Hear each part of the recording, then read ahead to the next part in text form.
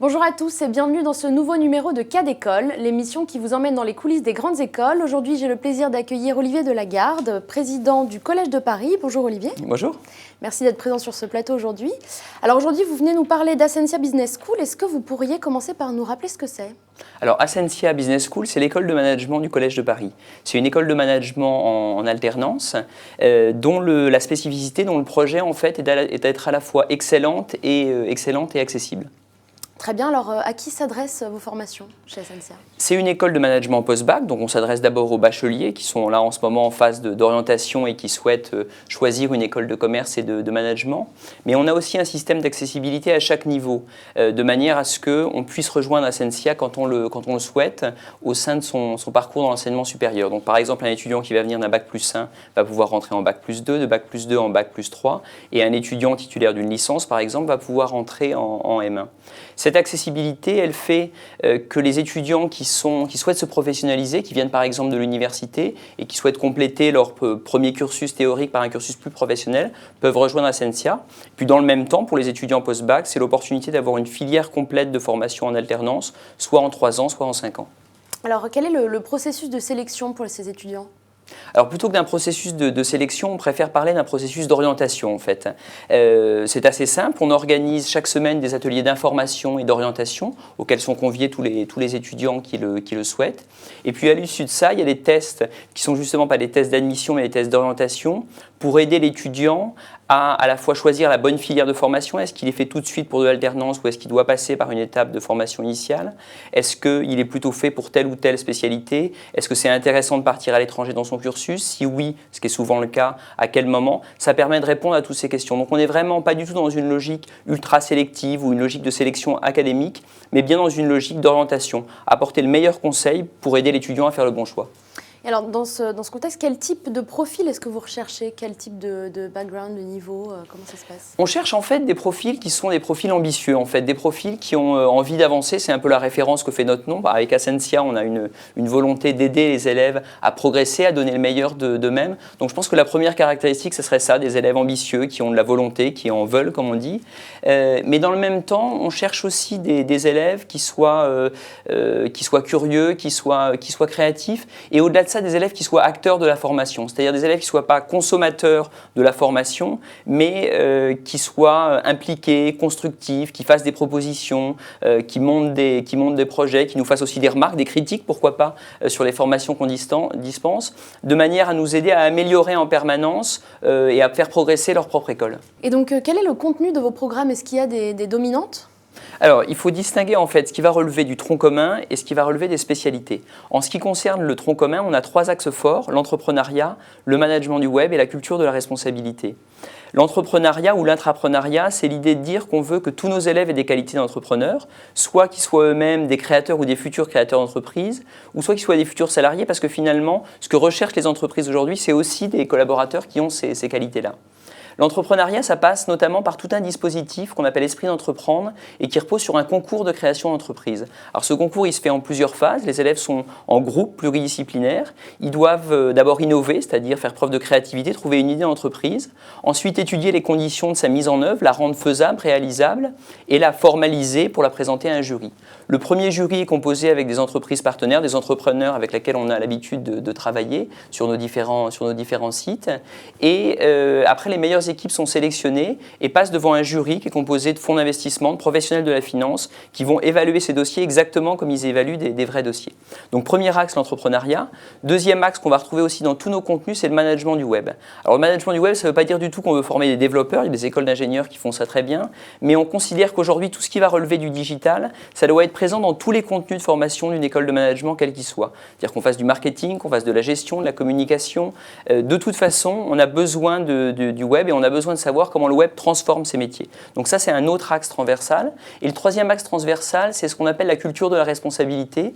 C'est tout un parcours en fait de formation qui passe par de la culture générale, de la philosophie, de l'anthropologie. Et ce parcours-là, en fait, il est destiné à faire que les élèves soient capables de prendre une décision de manière autonome, tout simplement. Qu'on n'ait pas des élèves qui soient, après, des managers machines, juste là pour appliquer des procédures ou des processus, ou pour avoir des résultats, mais des gens qui soient capables de prendre une décision vision, des gens qui aient un cadre de valeurs, qui sachent ce qui est bien, ce qui est mal, qui sachent s'orienter dans un environnement complexe. Donc ça, c'est pour la partie tronc commun. Entrepreneuriat, management du web et responsabilité. En ce qui concerne les spécialités, on va retrouver des spécialités assez classiques d'une école de management, en particulier tout ce qui est management-gestion, tout ce qui va être ressources humaines. On a une filière de très bonne qualité, à la fois au niveau Bac+3 et au niveau Bac+5. Une filière marketing, commerce, vente, qui fait aussi partie de l'ADN et de l'histoire de l'école. On avait une force traditionnelle sur ces métiers-là. Et puis, une dernière filière en communication et web marketing. Très bien. Alors, maintenant, un mot sur les spécificités de votre formation. En quoi est-ce que vous vous différenciez des autres écoles, par exemple? Alors, je pense qu'on se différencie d'abord parce qu'on va là où les autres ne vont pas. J'aurais dû rappeler en introduction qu'Ascensia Business School est présent sur 4 sites en Île-de-France, donc à Paris-La Défense, mais aussi à Saint-Quentin-en-Yvelines, à Marne-la-Vallée et à Évry. Et donc, on est dans des zones où il n'y a pas forcément de très bonnes écoles de management ou de très bonnes écoles d'entrepreneuriat. Et notre premier point fort, c'est ça, c'est d'apporter l'excellence, mais de la rendre accessible en allant sur des zones où, traditionnellement, les grandes écoles ne sont pas nécessairement présentes. Puis la deuxième spécificité, c'est notre promesse éducative en fait. La promesse éducative d'Ascensia, c'est d'apporter à la fois de garantir un emploi, et ça grâce à l'alternance, on a des taux d'insertion professionnelle qui sont excellents. Hors poursuite d'études, on est quasiment sur du carton plein. Mais on veut se projeter aussi au-delà de l'emploi sur les perspectives d'évolution de nos diplômés à 5, 10, 15 ans. C'est pour ça qu'on veut leur donner de l'ambition, leur donner envie d'aller de l'avant, parce que finalement, une école de management, elle réussit quand ces étudiants sont dans les carnets, nominations, état-major, quand ils ont montré leur réussite. Et notre ambition, elle se projette là. C'est pas juste, évidemment, c'est très important l'employabilité, de trouver un premier emploi, mais la progression professionnelle à son meilleur niveau, c'est aussi quelque chose qu'on veut apporter à nos étudiants. Il y a un réseau des anciens assez actif au sein de Ascensia? Alors, il y a un réseau des anciens qui est extrêmement dense, puisque par toute une série de regroupements, de développements, etc., en 20 ans, l'école a formé presque 11 000 personnes. Donc vous avez des anciens un peu partout en France et dans le monde. Et puis pour le réseau des anciens, c'est vrai qu'on travaille aussi beaucoup avec les autres écoles du Collège de Paris, puisque Ascensia, c'est 650 étudiants dans un groupe qui en compte 2000, et un groupe qui est très internationalisé par nature, puisque la vocation du Collège de Paris, c'est d'être l'université de l'excellence française, en quelque sorte. Donc il y a aussi des passerelles qui peuvent se faire par ce réseau, et qui, je crois, apportent aussi des très belles perspectives à nos élèves. Alors justement, concernant les perspectives, quelles sont-elles pour vos élèves à la sortie? Quels débouchés y a-t-il? Les premiers débouchés, c'est d'abord les entreprises d'accueil. Il faut savoir que les taux d'insertion dans les entreprises d'accueil sont extrêmement élevés. On parle de plus de 60%. Et encore, dans bien des cas, il n'y a pas d'accueil dans l'entreprise qui a eu l'étudiant en alternance. Non pas parce qu'il n'y a pas de proposition, parce que l'étudiant parfois a envie de voir ailleurs et d'aller changer de société. Donc première perspective, être pris dans son entreprise d'accueil et évoluer dans cette entreprise. Donc ça, ce sont des belles histoires. Les entreprises ont accueilli les élèves pendant 2, 3, 5 ans et elles vont ensuite les garder et les faire évoluer. Puis ensuite, on a évidemment l'entrepreneuriat, j'en ai parlé. Donc ça, on a des vrais créateurs d'entreprises, des gens qui lancent leur société et on les encourage à le faire très tôt. Donc ça, c'est un deuxième débouché. Vous avez des chiffres peut-être sur le pourcentage d'étudiants qui montent leur boîte en sortant? C'est difficile à dire, mais ce qui est intéressant, c'est que je ne veux pas dire de bêtises, mais environ 80% de ceux qui avaient choisi la filière entrepreneuriat.